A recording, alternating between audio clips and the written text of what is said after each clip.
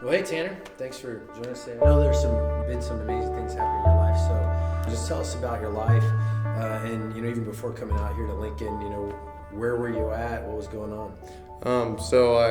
I've been in Lincoln for about 2 months now. I grew up here, but before I moved to Lincoln, everything was kind of falling apart for me. I have a son, and I lost a job. My mom was getting sick. I didn't really have a lot of hope, so I just felt the need for like a reset personally for like my life, just to kind of like get on a better foot. So I decided to, sacrifice, a little bit of time with my son and come back here, and just reset. And I had a job lined up, and a girl that I had been pretty close with before I moved to Virginia. We decided to try to be in a relationship. So I had a place to stay with her, and I had her, and then also the job. And then within like a matter of about 2 weeks of being here, all of those things fell apart. It was really scary, actually. I didn't really know what to do because I could have never predicted that these things would have happened. Yeah. So then you just like, you're like, well, hey, I'll go to this person's house. So I was like, long story short, my father gave me some tough love, and he goes, you have till 5 o'clock to handle something, because when my girl and I broke up, I didn't have a place to stay. He goes, you have till 5 o'clock today in order to find a place for me to take you to People City Mission. That was a pretty rough pill to swallow. So I just got in survival mode, and I just thought of everything I could do to maybe handle just tonight. So I went over to my childhood best friend's house and knocked on the door, and they weren't there. It was a different owner. It was Mr. Aaron Bradley.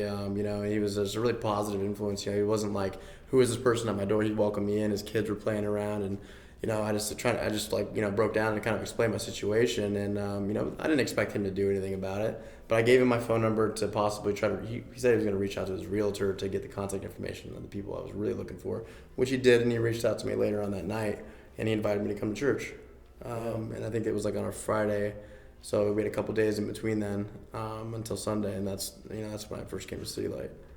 It's the first church I've been to in a long time that I didn't feel.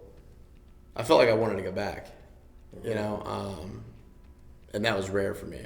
And I really liked the positive people, because you are who you hang out with. Not because of what I could get out of these people, but because of like what I was feeling being around them. I just felt like a lot of hope, and I hadn't felt that in a while. So I just wanted to keep that going. Led me to meet Seth and Jimmy and some really influential people in my life that have been some of the best friends I've ever had. Yeah. Before the time frame that we're in now with the quarantine and stuff. So I'm just really, really grateful. The timing couldn't have been worse and better at the same time. I had no control over it.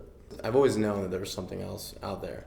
I just didn't really know how to access it, or how to really, like embody. I couldn't commit to anything. I just had my own personal definition. What are like Seth and Jimmy telling you? Like what are they? They're just sharing. I mean, they're not telling me. They're not telling me but they're sharing their stories too, and they're telling me that how meaningful my story is to them. And I'm sitting here thinking like I'm worthless. You know what I mean? Like, I'm like, I don't understand why you guys care about me. I don't know what it is, but there's something in my life that I'm missing, and no matter what I chase, no matter what I do to find it, I cannot find the thing that makes me feel like I'm okay when I wake up in the morning. I feel like something's always missing. And like I went on this elaborate, pretty deep message, and then he goes, "That's because you're missing one thing, and that's Jesus." And I was like, I remember the day. I think it was April 6th. It was the Monday that I was meeting with Jimmy and Seth to just go over Bible study and the gospel, and that was I was very impacted, and that was the day I decided to commit to Christ.